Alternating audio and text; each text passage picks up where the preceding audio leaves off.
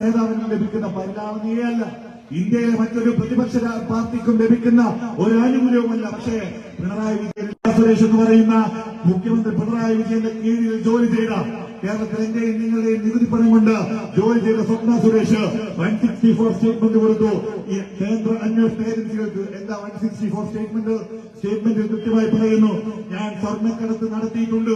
ആ സ്വർണ്ണക്കടത്ത് നടത്തിയതല്ല മുഖ്യമന്ത്രിയുടെ അനുമതിയോടെയാണ്, അറിവോടെയാണ്.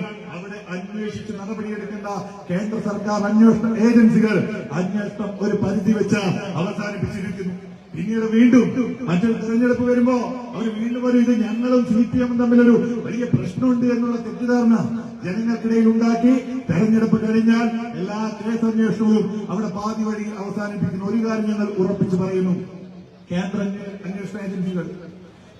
അന്വേഷണ ഏജൻസികൾ സത്യസന്ധമായ ഒരു അന്വേഷണം നടത്തിയാൽ കേരളത്തിന്റെ മുഖ്യമന്ത്രി പിണറായി വിജയന്റെ സ്ഥാനം പൂജപ്പുര സെൻട്രൽ ജയിലിലെ ലോക്കപ്പിനുള്ളിലായിരിക്കുമെന്ന കാര്യത്തിൽ നിങ്ങൾക്ക് തർക്കം വേണ്ട. പക്ഷേ അവിടെയും പരിലാളനയാണ്.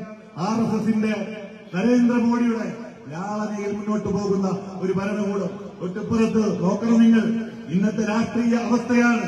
തൊട്ടിപ്പുറത്ത് ഗവർണറും സർക്കാരും തമ്മിൽ വലിയല്ലോ പ്രശ്നമാണ്. ജനങ്ങൾക്ക് ജീവിക്കാൻ കഴിയാതെ ജനകീയ പ്രശ്നങ്ങളിൽ ജനങ്ങൾ മുന്നോട്ട് പോകുമ്പോ വെള്ളക്കരം കൂട്ടി, വൈദ്യുതി കരം കൂട്ടി ജീവിക്കാൻ കഴിയാത്ത അവസ്ഥ, കെട്ടിട നികുതി എല്ലാം കൊണ്ടും ക്ഷേമ പെൻഷനില്ല, സപ്ലൈകോയിൽ സാധനമില്ല, വിദ്യാഭ്യാസ രംഗം കലുഷിതമാകുന്നു. ചെറുപ്പക്കാർ, കേരളത്തിലെ വിദ്യാർത്ഥികളടക്കം നാട് വിട്ട് മുന്നോട്ട് പോകുന്നു. ഈ നാട്ടിൽ പഠിക്കാൻ പോലും തയ്യാറാകാതെ വിദ്യാർത്ഥികൾ നാട് വിടുമ്പോ വീണ്ടും ഒരു നാടകം സെറ്റ് ചെയ്യുന്നുണ്ട്.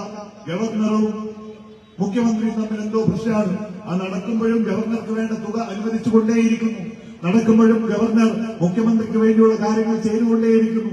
ജനങ്ങളെ വിഡ്ഢികളാക്കാനുള്ള പല നാടകങ്ങൾ നടക്കുന്നു. ഞങ്ങൾ ചോദിക്കുന്നു, ഗവർണറുമായി ബന്ധപ്പെട്ട് എന്തെങ്കിലും ഒരു തരത്തിലുള്ള ആത്മാർത്ഥമായ പ്രതിഷേധങ്ങൾ ഈ ഗവൺമെന്റിന് ഉണ്ടായിരുന്നെങ്കിൽ കേരളത്തിന്റെ നിയമസഭയിൽ ഗവർണറെ മാറ്റണമെന്നുള്ള പ്രമേയവുമായി കോൺഗ്രസ് കടന്നു വന്നപ്പോ, പ്രതിപക്ഷം കടന്നു വന്നപ്പോ അതിനെ തള്ളാനും അന്ന് ഗവർണർക്ക് പരിരക്ഷയൊരുക്കാനും മുന്നോട്ട് പോയ ഭരണകൂടമാണ് ഇന്ന് ജനകീയ വിഷയങ്ങളിൽ നിന്ന് ശ്രദ്ധ തിരിക്കാൻ ഇത്തരം നടപടികളുമായി മുന്നോട്ട് പോകുന്നത്. അവിടെയാണ് പ്രിയമുള്ളവരെ, ഇവിടെ BJPയും CPMഉം ഒരു നാണയത്തിന്റെ ഒരേ വശങ്ങളായി ജനവിരുദ്ധത കൈമുതലാക്കി മുന്നോട്ട് പോകുമ്പോ, പ്രിയപ്പെട്ട ഷുഹൈബിന്റെ ഓർമ്മകൾ ഏറ്റെടുത്ത് നമ്മൾ വിദ്യാർത്ഥികൾ മുമ്പോട്ട് പോകുമ്പോ, റാലി നടത്തുമ്പോ നിങ്ങളോട് സൂചിപ്പിക്കുന്നു, ഷുഹൈബിന്റെ രാഷ്ട്രീയം എന്ന് പറയുന്നത് ജനവിരുദ്ധ നടപടികളുമായി മുന്നോട്ട് പോകുന്ന BJPക്കെതിരെ, ജനവിരുദ്ധ നടപടികളുമായി മുന്നോട്ട് പോകുന്ന CPMനെതിരെ സന്ധിയില്ലാത്ത പോരാട്ടം നയിച്ചു നടത്താൻ നമ്മളെ പ്രേരിപ്പിച്ചു നമുക്ക് നേതൃത്വം നൽകിയുമാണ്